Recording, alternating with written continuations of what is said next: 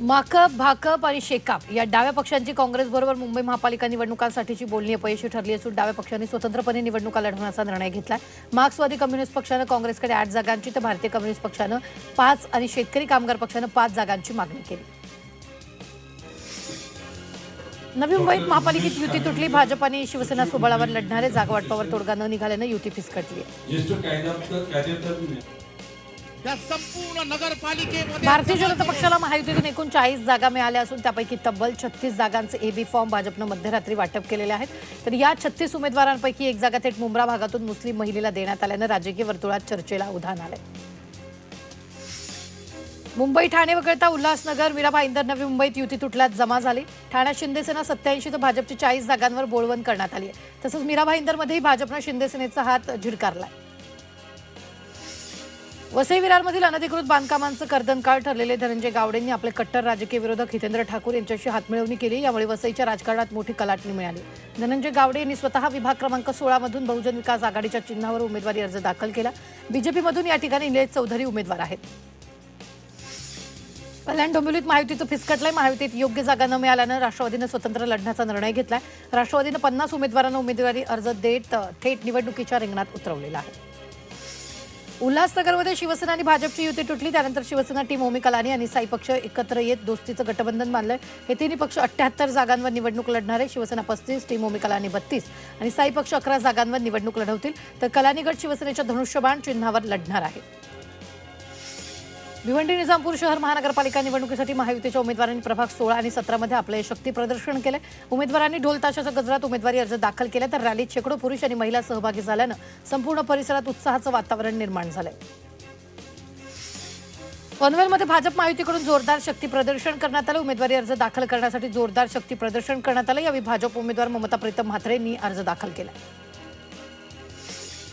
मुंबई महानगरपालिका निवडणुकीसाठी ठाकरे बंधूंचं जागा वाटप ठरलंय. शिवसेना उद्धव बाळासाहेब ठाकरे पक्ष 163 जागांवर लढणार आहे. तर मनसेचे 53 उमेदवार आणि राष्ट्रवादी काँग्रेस शरदचंद्र पवार पक्षाचे 11 उमेदवार निवडणूक लढवणार आहेत.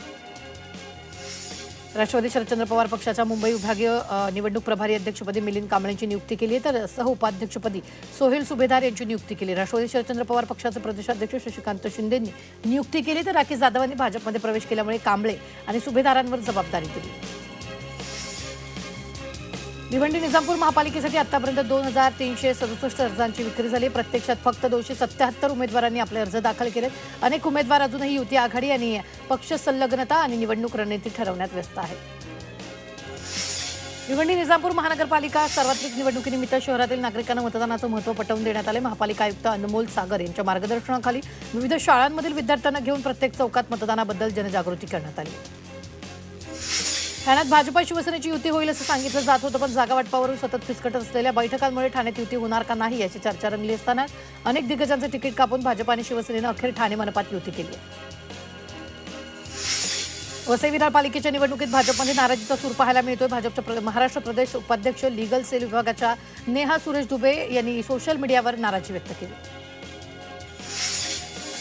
कल्याण डोंबिवली महानगरपालिका निवडणुकीच्या पार्श्वभूमीवर काही दिवसांपूर्वी शीतल मंडारींनी भाजपमध्ये प्रवेश केला. माजी नगरसेविका शीतल मंडारी यांनी भाजपला रामराम करत मनसेकडून उमेदवारी अर्ज दाखल केला. उमेदवारी नाकारल्यानं नाराज झालेल्या शीतल मंडारी यांनी भाजपवर गंभीर आरोप केले. आदित्य ठाकरेंच्या मतदारसंघात आणखी एक बंडखोरी केली. वरळीत मनसेला गेलेल्या जागेवर शिवसेना उद्धव बाळासाहेब ठाकरे पक्षाच्या पदाधिकाऱ्यांनी बंडखोरी केली. वॉर्ड क्रमांक 197 मधून श्रावणी देसाई यांनी उमेदवारी अर्ज भरला. 197 वॉर्ड मनसेला गेल्यानंतर ठाकरे गटाच्या पदाधिकाऱ्यांनी राजीनामा देण्याचा इशारा दिलेला होता. मनसेच्या माजी नगरसेविका स्नेहल जाधव आणि माजी नगरसेवक सुधीर जाधव यांनी शिवसेनेत प्रवेश केला. उपमुख्यमंत्री एकनाथ शिंदे यांच्या उपस्थितीत नंदनवन इथं पक्षप्रवेश सोहळा पार पडला. उत्तर मुंबईतील मनसेमध्ये राजीनामा सत्र सुरू झाल्याचं पाहायला मिळते. प्रभाग क्रमांक 3चे शाखाध्यक्ष रमेश आंबोरे यांनी आपल्या पदाचा राजीनामा दिला. ज्या ठिकाणी पक्षाचे आमदार आणि नगरसेवक निवडून दिले त्या ठिकाणी निवडणुकीसाठी अवघी एकच जागा मिळणं हा अभ्यासाचा विषय असं सांगत त्यांनी राजीनामा दिला. मुंबईतल्या गिरणी कामगारांना सरकारनं दिलासा दिला. एखाद्या गृह योजनेतील घर नाकारल्यानंतरही गिरणी कामगार किंवा त्याचे वारस घराच्या लाभापासून वंचित राहणार नाहीत. त्यांच्या अर्जाचा विचार करून त्यांना पुढील योजनेत सामावून घेतलं जाईल. नववर्षाच्या पूर्वसंध्येला मुंबईकरांच्या सेवेसाठी भुयारी मेट्रो आणि बेस्ट प्रशासन सज्ज झाले. 31च्या संपूर्ण रात्री भुयारी मेट्रो अर्थात अक्वालाईनची प्रवासी सेवा सुरू राहणार आहे. पश्चिम रेल्वे मार्गावर कांदिवली ते बोरिवली दरम्यान सुरू असलेल्या ब्लॉकचा नागरिकांना चांगलाच फटका बसला. सोमवारी 15 डब्याच्या लोकल आणि एसी लोकलच्या मिळून 98 फेऱ्या रद्द झाल्यात.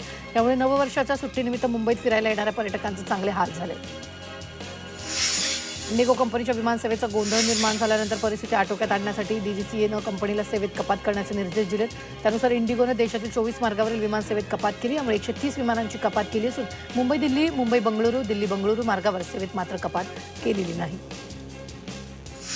MMRDAच्या भाडेतत्वावरील प्रकल्पातील गिरणी कामगारांसाठीची राखीव 2514 घरं सोडती वाचून पडून आहेत. मागील कित्येक वर्षापासून घरं धुळखात पडून आहेत. तर 2521 घरांपैकी रांजणोळीत 1244 घरं नादुरुस्त असून या घरांची दुरुस्ती अद्याप झाली नसल्याचा आरोप गिरणी कामगारांनी केला.